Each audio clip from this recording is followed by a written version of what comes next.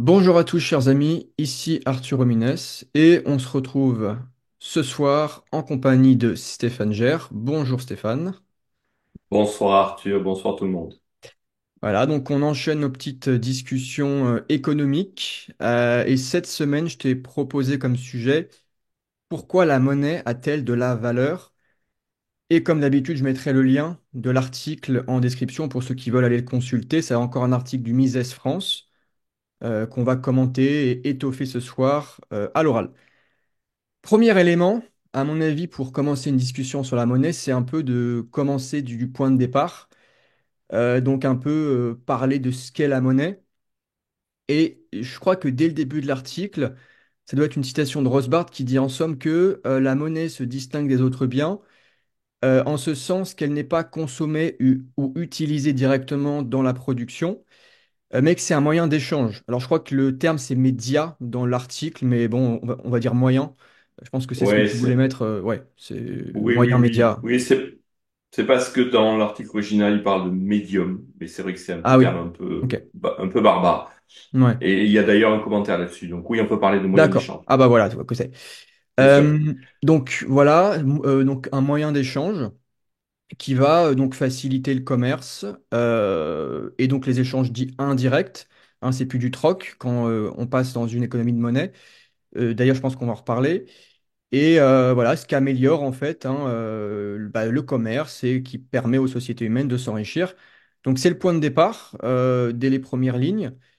Peut-être qu'on peut ajouter deux, trois trucs à mon avis quand même sur la monnaie, sur ce qu'elle est fondamentalement, ses caractéristiques, pour un peu voilà, entamer la conversation.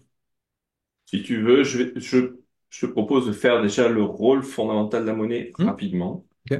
Et puis peut-être pourquoi telle ou telle monnaie, qu'est-ce qui fait une bonne monnaie, mais là aussi de manière brève.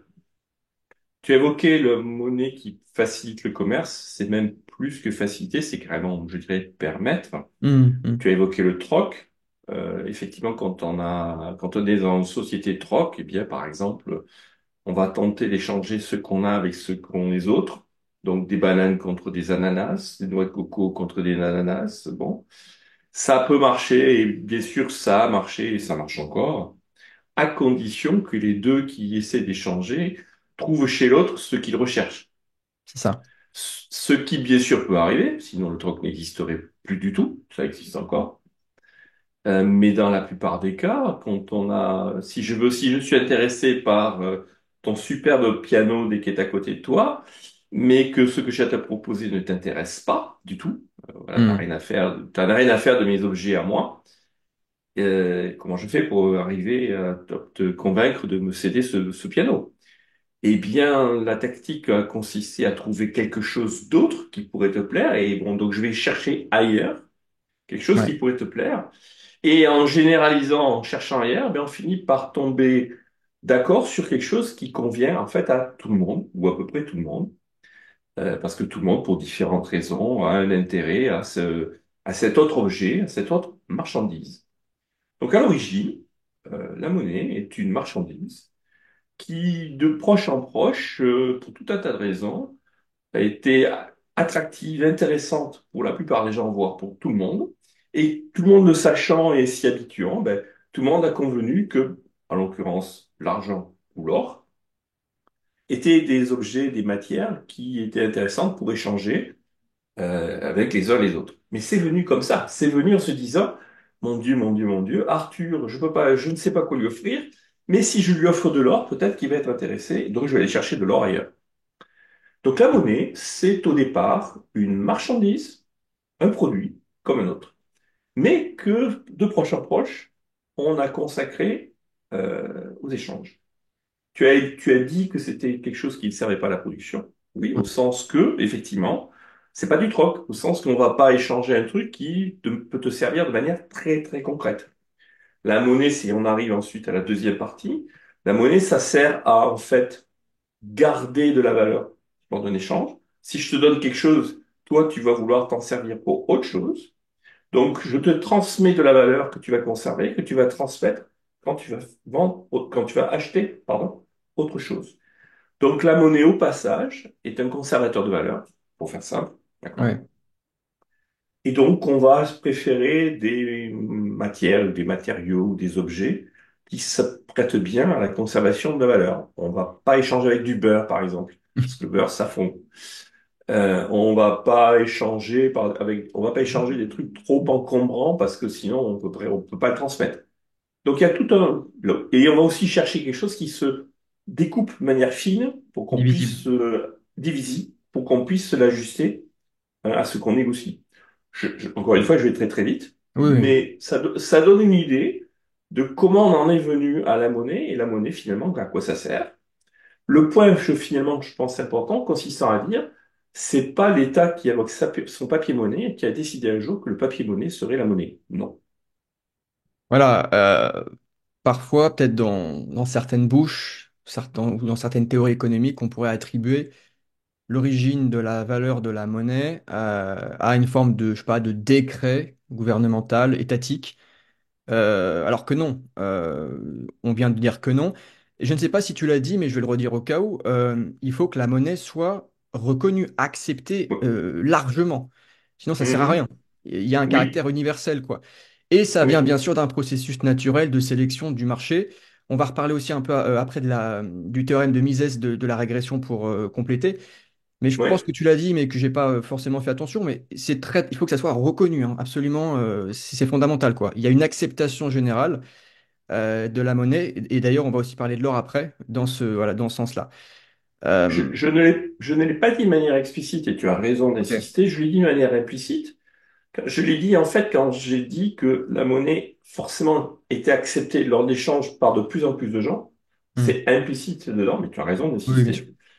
Euh, et effectivement, la valeur de la monnaie vient elle aussi justement de la valeur qui s'établit par le fait que tout le monde tombe d'accord que ben, tant d'or ou d'argent correspond à tant d'autres choses. Et c'est ça la valeur de la monnaie. C'est le rapport qui est pratiqué par tout le monde entre tant de quantité de monnaie et telle et telle et telle autre chose. Et donc, dans l'article, l'auteur, alors j'ai pas retenu son nom, prénom. C'est pas toi l'article, je crois, hein, c'est quelqu'un d'autre. Ouais, Oui, c'est ça. Ouais. Mentionne évidemment le théorème de régression donc de Mises, qui oui, est donc derrière toi. euh, qui nous permet en fait, voilà, qui est juste là, et qui nous permet en fait de, on va dire, de retracer en fait un peu le comment est-ce que la monnaie a émergé du marché, pourquoi est-ce qu'elle a de la valeur, et en fait, pour ce faire, il retourne dans le passé et il se base en fait sur la valeur perçue de la monnaie d'hier et ainsi de c'est suite, ça. ce qui fait qu'on tombe à un point historique, à un point dans le passé, donc au fil du temps, hein, il faut reculer, reculer, reculer où la monnaie était d'abord utilisée en elle-même, c'est ça, comme un bien qui pouvait servir en lui-même. On peut penser à des Oui, choses alimentaires ou à des tout à perles. fait. Oui, Tout à fait. Historiquement, il y a plein de choses qui ont pu servir de monnaie. Il y a des coris, c'est-à-dire des coquillages, oui, il y a des c'est ça. cigarettes, des vaches, il y a plein de choses. Et il y a une anecdote qui fait que, par exemple, à Halloween, les gamins échangent des bonbons et il y a très très vite certains types de bonbons qui se Ça, comportent comme des monnaies. c'est vrai, C'est assez amusant, mais c'est un bon exemple et ça montre bien que spontanément, pour répondre à ton point, spontanément, les gamins, qu'est-ce qui va se passer? Ben, ils échangent, ils ont des préférences sur les bonbons, donc ils vont chercher à se retrouver sur certains trucs. Et de proche en proche, ils vont échanger ben, une fois celui-là contre deux, celui-là contre trois, celui-là contre deux, celui-là contre quatre.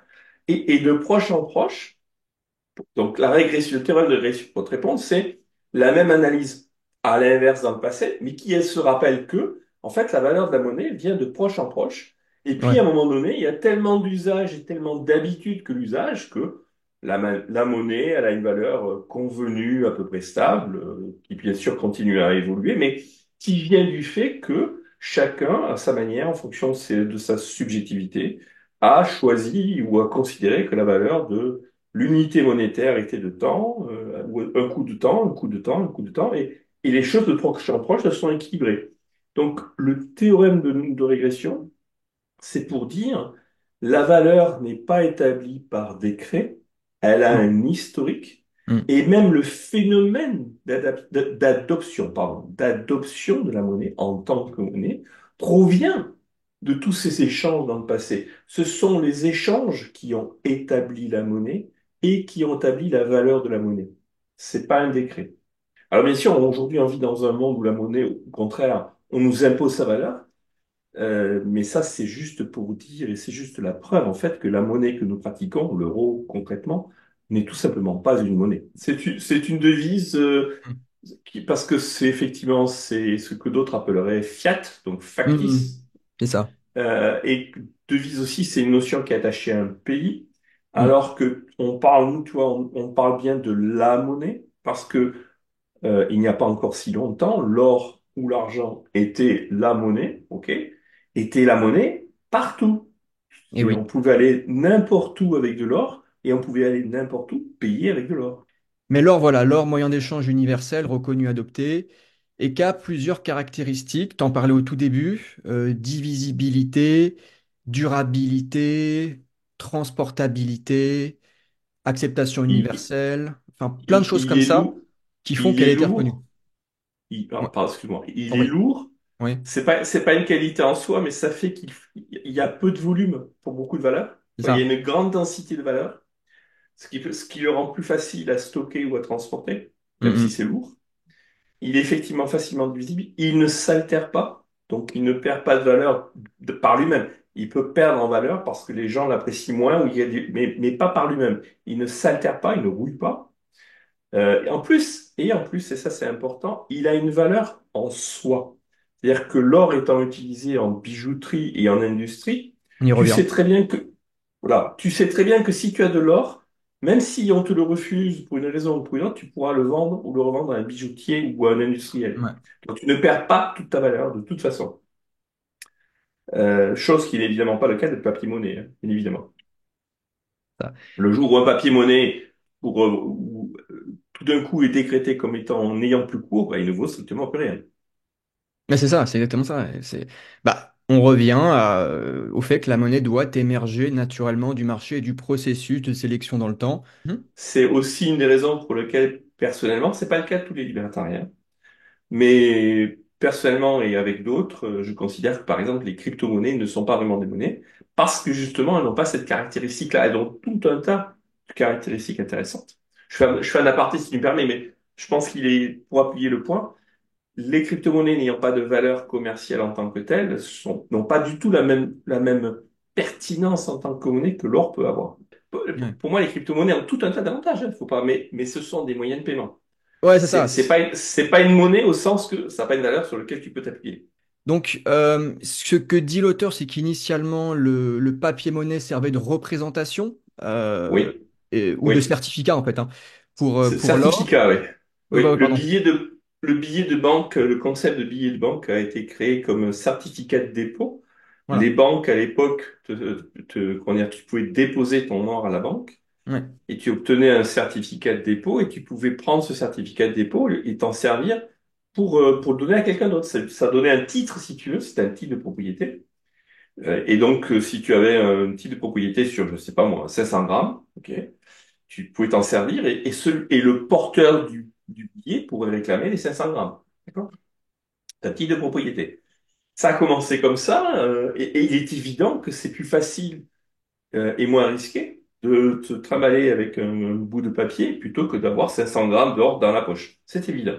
Mhm. Donc, l'origine est venue de là, et de proche en proche, il y a eu tout un tas de mécanismes qui ont vu le jour pour pardon, pour déporter, plutôt, je Oui, dirais, la monnaie or en monnaie papier, mais tout en gardant toujours, autant que faire se peut, une équivalence entre les papiers et ce qu'il y avait réellement dans la banque. c'est ça. Avec une équivalence au poids, pas à la valeur, mais au poids. Bon. Sauf que de proche en proche, on va pas faire le système bancaire hein, ici, mais de proche en proche, en fait, les États, bien sûr, sont intervenus et ont triché sur ces choses-là et se sont permis d'imprimer des billets de banque qui n'étaient plus des titres de propriété, mais qui étaient comment dire, des engagements de paiement, si je puis employer cette expression. C'est-à-dire que l'État, si tu regardes ce qui est écrit, s'engage à te donner des sous. Mais il te dit pas que c'est un droit de propriété sur des sous, tu vois. Donc il te dit, présentez-moi des billets, je vous donnerai de l'or. Mais il te dit pas, je vous donnerai votre or. Tu vois la différence? Donc il y a eu de plus en plus de billets qui ont été émis, mais qui étaient de plus en plus éloignés de la réalité en termes de quantité d'or disponible. Et puis, il y a eu un moment où tout ça a été rompu, en 1971. Et depuis 1971, tous les billets de banque qui circulent n'ont strictement plus aucun lien avec la monnaie or. C'est du papier pour le papier. Donc, c'est une monnaie papier qui ne repose strictement sur rien. C'est juste un papier. Voilà. Et on décide que le papier a telle et telle valeur, ce qui est totalement factice, fictif. Et ça, depuis maintenant, ça fait quoi maintenant? Ça va bientôt faire 50 ans. Et aujourd'hui, bah, c'est assez compliqué. Politique monétaire expansionniste, inflation qui, voilà, Bah, ça permet aujourd'hui aux États, tous les États, d'imprimer de la monnaie à gogo, autant qu'ils veulent, en réalité, d'accord? Et je ne sais pas si c'est la conclusion, mais c'est en tout cas moi un truc qui me paraît ouais, fondamental à évoquer, c'est ça conduit la question que Hans Hermann Hoppe a posée, et qui est maintenant célèbre, c'est dans la mesure où les États sont capables d'imprimer de la monnaie autant qu'ils veulent. Et si la monnaie est supposée nous enrichir, parce que c'est souvent ce qu'ils disent, d'accord? Comment se fait-il qu'il y a encore de la pauvreté dans le monde? Et la deuxième question, c'est si les États sont capables de primer de la monnaie et donc de s'enrichir, toujours la même hypothèse, comment se fait-il qu'on continue à payer des impôts? on peut le dire rapidement, c'est une forme aussi de vol déguisé, hein, l'inflation Ah, bien sûr, qui bien sûr. en découle. Hein. On le dit jamais parce que, enfin, c'est pas le sujet ici, mais c'est quand même un appauvrissement concret des ménages, hein, de Bien sûr, chacun de bien nous, quoi. sûr. Ouais, voilà. Il faut bien voir que, et c'est peut-être une forme de conclusion, il faut bien Oui, voir que tout ça s'est pas passé. Parce que là, on a raconté une histoire qui part de l'or ancien jusqu'à le papier-monnaie aujourd'hui complètement, comment dire, en quantité explosive, qui explose, pardon. ouais, C'est pas quelque chose qui n'a pas été volontaire, c'est quelque chose qui a été fait à dessein par les États, justement pour leur permettre de s'enrichir eux oui, comme ils le souhaitent. Et ils s'enrichissent effectivement, comme tu l'as dit, par l'inflation, par la dette et oui, l'inflation, on pourra en oui. parler. Donc, faut pas se tromper, c'est pas un hasard, c'est quelque chose qui est volontaire. Et Ah. contrairement à tous ceux qui nous disent, quand ils disent ah là là là là, il y a de l'inflation, on comprend pas pourquoi, on se demande bien qu'est-ce qui a fait que les prix ont pu augmenter, mais voyez-vous, pourtant on essaye de faire ce qu'on peut, c'est totalement faux, totalement faux. Ils savent très bien ce qu'ils font. Et souvent, je crois qu'il y a même des objectifs d'inflation à 1 à 2%, quoi, tu vois. D'ailleurs, même la déflation parfois fait même peur aux gens, hein. Enfin, aux gens, pas à nous, hein, mais aux monétaristes ou aux keynésiens. Bon, bref, c'est Je, pas le je, sujet, mais je, vas-y, mais dis-moi. justement, je te suggère qu'on en fasse un sujet un jour, si Ouais, tu permets. bien sûr. Parce que, d'abord, c'est un concept qui peut dérouter, mais c'est un moyen, je pense, d'expliquer comment fonctionnerait économiquement une société libre. Parce qu'une société libre est une Mhm. société de déflation et ça peut perturber pas mal de gens. Ça, je pense que Oui. Ouais. ça mérite d'être largement expliqué. J'encourage quand même les gens à aller sur la chaîne de, pour ainsi dire, de Laurent. Vous avez fait avec lui, a priori, des vidéos sur la monnaie, me semble-t-il, Oui, qui sont plusieurs, oui. plus longues, je dirais, encore. Oui, Ouais. oui. Je les mettrai aussi, pardon, je les mettrai aussi en description pour que les gens qui sont intéressés à y creuser, puisque ça fera voilà, un bon complément et je pense que ça fera pas de mal à ceux qui s'intéressent au sujet. Je te remercie pour cette discussion, comme C'est toujours moi. intéressante. Voilà. Et quant à vous autres, je vous encourage à poser des questions si jamais c'est encore un petit peu flou. Pensez à mettre un petit pouce vers le haut, ça nous aide bien à chaque fois, nous créateurs, dans les algorithmes. Et puis voilà, abonnez-vous bien sûr pour ne pas manquer les prochaines vidéos. Et j'ai plus qu'à vous dire à la prochaine. Ciao!